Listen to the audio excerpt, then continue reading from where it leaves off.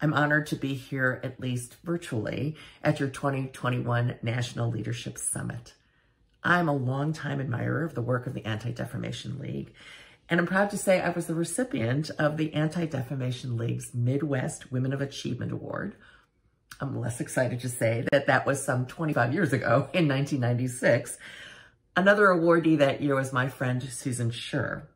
Some 2 decades later, she would go on to be the second chief of staff for First Lady Michelle Obama, and I succeeded her in January of 2011 as Mrs. Obama's chief of staff in the White House. I would say the ADL was not only generous that year, but it was prescient. As the daughter of Chinese immigrants growing up in the 60s and 70s in a Jewish neighborhood outside of Cleveland, Ohio, I also came to know of and appreciate the ADL's work against anti-Semitism and for civil rights. As the only Asian kid in my school, I was blessed to grow up in a community marked by acceptance and support, even as I was acutely aware that I was an only, different, to some a curiosity. I was also blessed to have 2 parents who, while making a new life in a new country, separated from their family by half a world and a bamboo curtain during the Cold War, who had the foresight to create a Chinese family camp where we would gather with other Chinese families from throughout the Midwest every summer to learn about Chinese history and culture and as many Chinese words as kids could absorb in a week. It allowed us to see ourselves not just as onlys, but as belonging to a heritage, a people, and to feel pride in that belonging. It was especially amusing to see the faces when our gang of Chinese teenagers would go bowling in that small central Indiana town in Amish country where the camp was held each year. This was the extended family that our parents, all Chinese immigrants after World War II, had left behind. The parents were aunts and uncles. We were all cousins to each other. And I have to say that camp has continued to be held every year in an unbroken tradition and chain for 60 years. I had no way of understanding as a child and teenager how important that sense of pride and belonging would be as I grew up and went out into the world, to the corporate legal world, where I was usually the only woman in the room and always the only person of color. How the good fortune of my family, my neighborhood, and my extended family and connection to my heritage made me comfortable in my skin, even as I, like so many of us who are other or only in some way, face the daily indignities and slights of our gender and race and ethnicity. So much in life is the result of good fortune, of being in the right place at the right time, of having your own journey in life coincide with moments in the world. And I stand before you, or more accurately, stand in Zoom, in humble recognition that I only am here because of the good fortune that saw my life intersect with events I did not create, but that swept me up.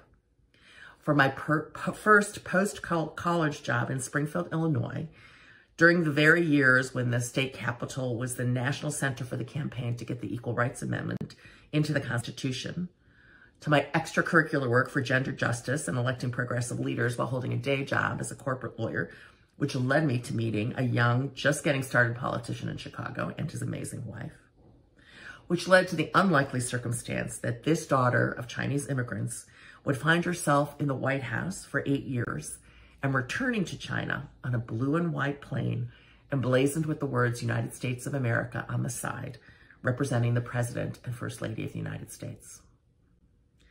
These moments have led me to where I am now, bringing together the threads of gender equity, racial justice, public policy, and private sector change to lead Time's Up. Time's Up was born 3 years ago out of the pain revealed in the reporting in the New York Times and the New Yorker magazine on the long-standing and widespread sexual harassment perpetrated by Harvey Weinstein in Hollywood.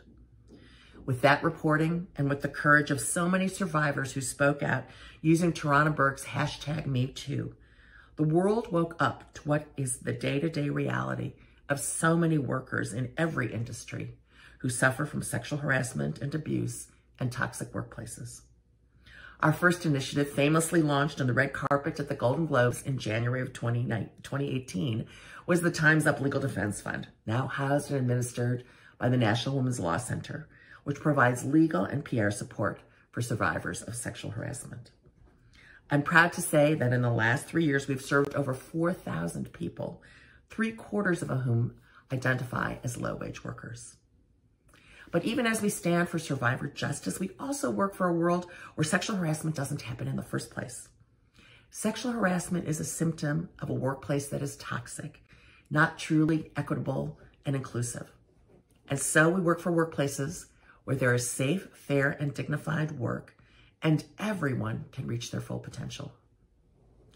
This work has taken on special urgency this past year as the pandemic has laid bare the fissures in our economy for working women and their families that so many of us knew were already there. For example, we entered this crisis as one of only 2 nations in the world without any form of national paid family leave policy. We did not even have a national sick leave policy, leaving 106 million workers going into the pandemic with no way to take a day off and still get paid. Unlike countries in Europe and elsewhere around the world, we have never seen caregiving here as a need to be addressed by employers or public policymakers. Rather, we have left workers to figure this out by themselves. As a result, we now see in the last year over 2 million women who've left the workforce, and women's labor force participation is at levels we have not seen since the 1980s. And these fissures have been felt most acutely by women of color. For example, Black women are twice as likely as white men to have been laid off or furloughed because of the coronavirus, and roughly half of Latinx and Black women do not have enough money right now to pay for basic needs like food and housing. This is especially troubling when you consider that before the pandemic, as recently as 2016, the average Black family had 10 cents to the dollar of a typical white family in terms of household wealth. So I feel like all of the good fortune of my past, the right moments that shaped my experience and skill set have really brought all of us to this moment. The universality of the pandemic experience has meant that for the first time, everyone can see those hidden fissures, even those at the top of the wage scale, as CEOs as well as line workers find themselves at home with schools closed and loved ones in need of care.